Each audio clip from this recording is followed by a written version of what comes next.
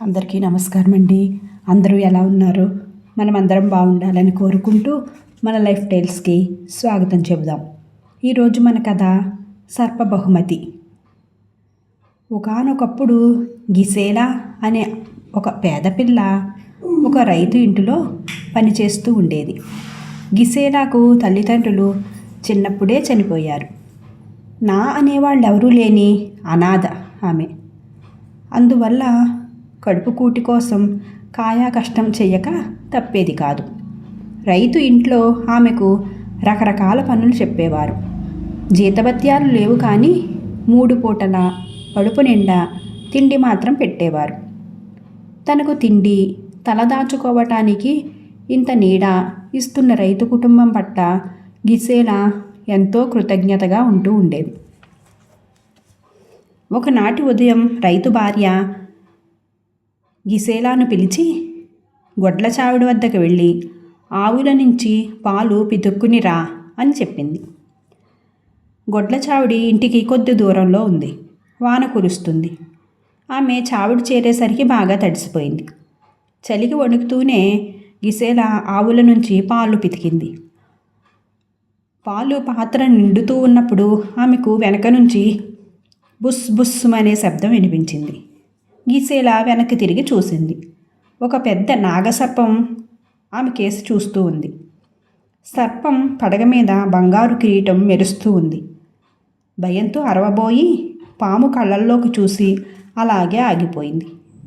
పాము చాలా దాహంతో ఆకలితో ఉన్నట్టు గ్రహించి పాలపాత్రని దాని ముందు పెట్టింది గిసేలా. పాము పాలని జుర్రేసి తాగేసింది.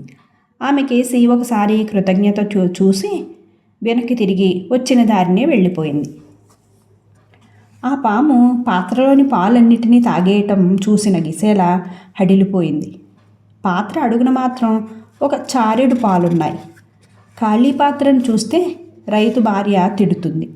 కోపంతో ఈ పూట తిండి కూడా పెట్టకుండా మానేస్తుందేమో కూడా. ఇలాంటి ఆలోచనతో భయంగా ఇల్లు చేరిన గిసేలా చప్పుడు చేయకుండా తన గదిలోకి వెళ్ళిపోయింది. గిసేలా, ఆవుల నుంచి పాలు పితికావా అని కేక వేసింది వంటగదిలో నుంచి రైతు భార్య. పితికాను అంది గిసేలా మెల్లగా. మరి అక్కడున్నావేమిటి? పాలు పాత్రలో పోయి అంది రైతు భార్య.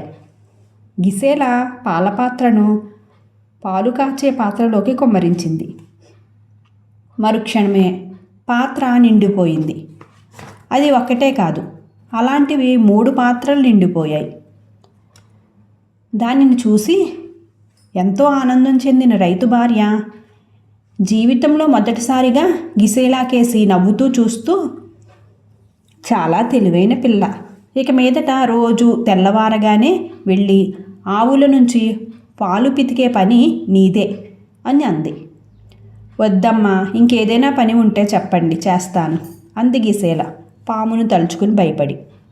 అదేం కుదరదు, ఇకపై రోజు పొద్దున్న సాయంకాలం ఆవులు పాలు పితికే పని నీదే, ఇంకేం మాట్లాడకు అంది రైతు భార్య. గిసేలా మరింకేం మాట్లాడలేదు. మాట్లాడినా ప్రయోజనం ఉండదని ఆమెకు తెలుసు. మరుసటి రోజు నుంచి ఉదయం సాయంకాలం పాలు పితకటానికి వెళ్ళేది. పాలు పితికేది. ఆ తర్వాత బంగారు కిరీటం గల నాగసర్పం వచ్చి పాలలో కొద్దిగా మిగిల్చి మిగతా అంతా తాగి వెళ్ళిపోయేది. అయితే ఇంటికి వెళ్ళి ఇంకో పాత్రలోకి కొమ్మరించినప్పుడు కావలసినంత పాలు వచ్చేవి. దాంతో రైతు భార్య ఎంతో సంతోషించేదే కానీ ఎందుకు ఇలా జరుగుతున్నదో ఏమాత్రం ఆలోచించేది కాదు. అనుమానించి ప్రశ్నలు అడగలేదు ఎప్పుడు.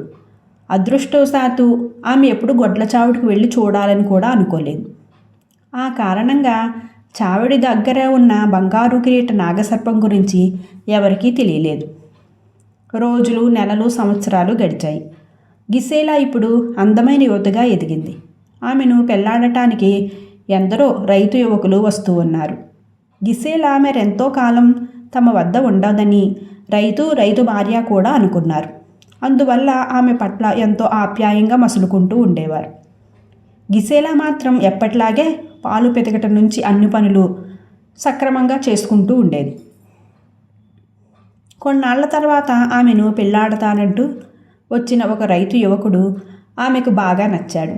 మిగతా వారికన్నా అతడు చాలా భిన్నంగా కనిపించాడు.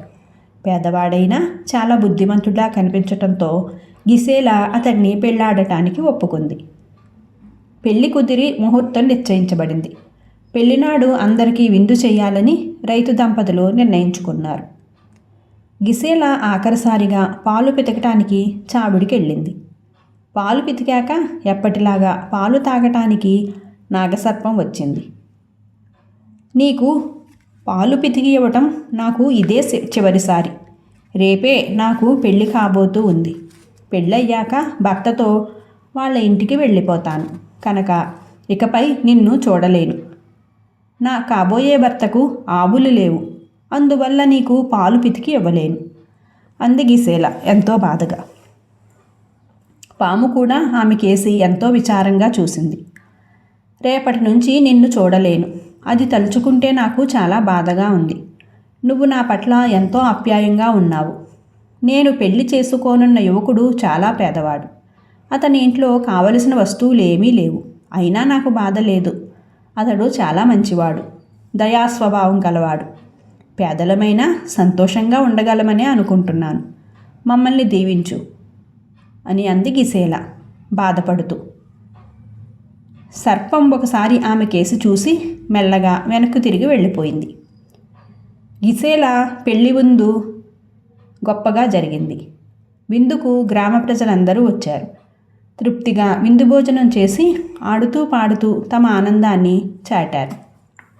హఠాత్తుగా జనం మధ్య బుస్ బుస్ అనే శబ్దం వినిపించింది. అందరూ ఆ శబ్దం వచ్చిన దిశకేసి చూశారు. తల మీద కాంతులు వెదజల్లే చిన్న బంగారు కిరీటంతో నాగసర్పం పెళ్లి వేదికకేసి వచ్చింది. అది పెళ్లి కూతురు భుజాల మీదకి పాకుతూ వెళ్ళి తలను ఊపింది. దాని తల మీద ఉన్న కిరీటం పెళ్లి కూతురి తల మీద పడగానే అది అక్కడ నుంచి వెనక్కి తిరిగి వెళ్ళి చీకట్లో కలిసిపోయింది. అది చూసిన ప్రతి ఒక్కరూ ఆశ్చర్యపోయారు.